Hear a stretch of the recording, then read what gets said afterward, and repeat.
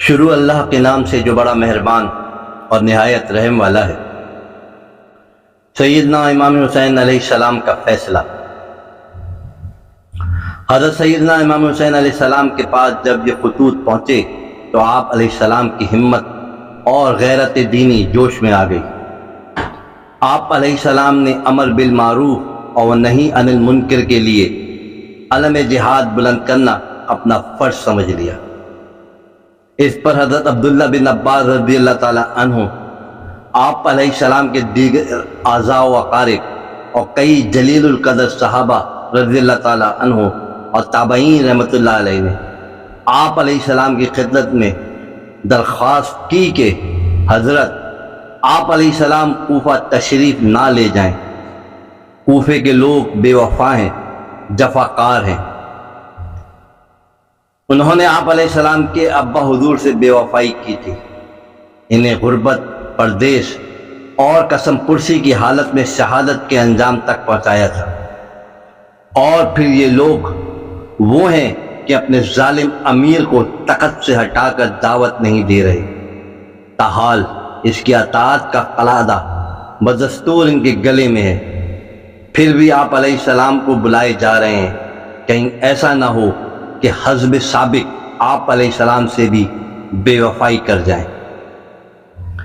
امام علی مقام علیہ السلام نے یہ سب کچھ سنا اور فرمایا کہ اب مجھ پر امر بالمعروف اور نہی عن المنکر اور دعوت حق کی خاطر جہاد کرنا فرض ہو چکا ہے۔ وہ لوگ بے وفا یا وفادار ہوں، مجھے اس سے کوئی سروکار نہیں۔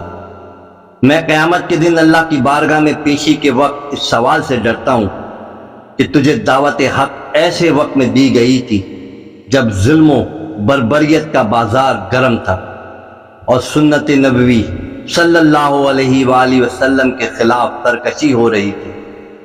دین اسلام میں بدعات و خرافات کو رواج دیا جا رہا تھا، لوگوں کے حقوق سلب ہو رہے تھے، آزادیاں چھینی جا رہی تھیں، اسلامی شعار نشانہ تضحیک بن رہے تھے، اسلامی حکومت و قانون کا تصور مذاق بن کر رہ گیا تھا۔ حسین، اس وقت تو نے اس بغاوت کے خلاف جہاد کا علم بلند کیوں نہ کیا؟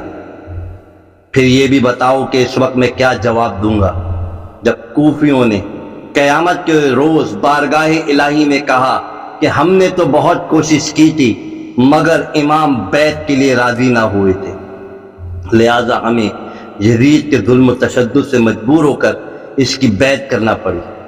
اگر امام ہاتھ بڑھاتے تو ہم اپنی جانیں فدا کرنے کے لیے تیار تھے۔ بہرحال یہ مسئلہ ایسا تھا کہ جس کا حل سوائے اس کے کچھ اور نہ تھا کہ حضرت سیدنا امام حسین علیہ السلام کوفیوں کی دعوت پر لبیک فرمائے، باوجود یہ کہ جلیل القدر صحابہ کرام رضی اللہ تعالیٰ عنہ آپ علیہ السلام کی اس رائے سے متفق نہ تھے، اور امام کی محبت اور شہادت امام حسین علیہ السلام کی شہرت ان سب کے دلوں میں اختلاج پیدا کر رہی تھی، اور امام صاحب علیہ السلام کو بھی جلیل القدر صحابہ رضی اللہ تعالیٰ عنہ کے شدید اصرار کا لحاظ تھا، مگر اہل کوفہ کی درخواست کو رد فرمانے کے لیے کوئی شرعی عذر نہ تھا۔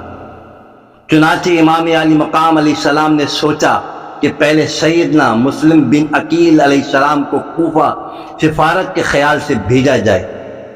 اگر کوفیوں نے بدعہدی اور بے وفائی کی تو عذر شرعی مل جائے گا، اور اگر وہ اپنے عہد پر قائم رہے تو صحابہ رضی اللہ تعالیٰ عنہ پر تسلی دی جا سکے گی۔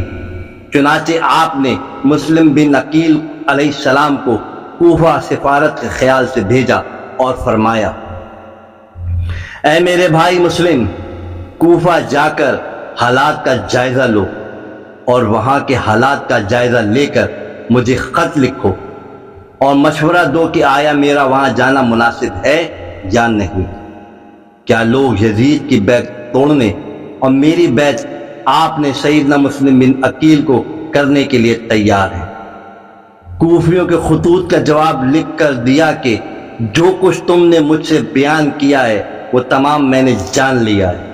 میں نے تمہارے پاس اہل بیت علیہ السلام میں سے اپنے قابل اعتماد چچا زاد بھائی مسلم بن عقیل علیہ السلام کو بھیجا ہے اور انہیں کہا ہے کہ وہ تمہارے حال کے بارے میں مجھے لکھیں۔ اگر انہوں نے مجھے لکھا کہ جو کچھ تم نے لکھا ہے وہ عقل مند اور بزرگان قوم سے مشورے سے لکھا ہے تو میں انشاءاللہ بہت جلد تمہارے پاس پہنچ جاؤں گا، اور میں اپنی جان کی قسم کھاتا ہوں کہ امام وہی ہے جو کہ کتاب اللہ پر عمل کرنے والا ہو۔ والسلام ابن اسیر۔